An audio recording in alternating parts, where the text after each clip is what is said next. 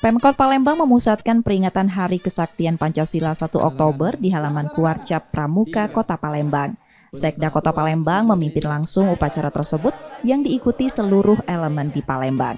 Peringatan Hari Kesaktian Pancasila diharapkan tak hanya seremonial, namun jadi momentum pelaksanaan butir-butir Pancasila dalam pemerintahan dan kehidupan masyarakat. Hari ini adalah hari 1 Oktober 2022, suatu momentum penting dalam rangka Hari Kesaktian Pancasila.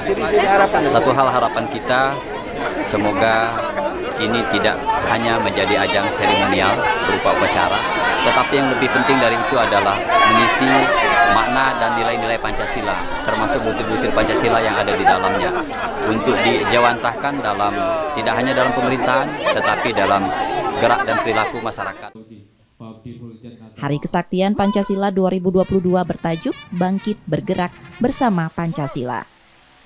M. Rizky Nurmizan, Kompas TV, Palembang, Sumatera Selatan.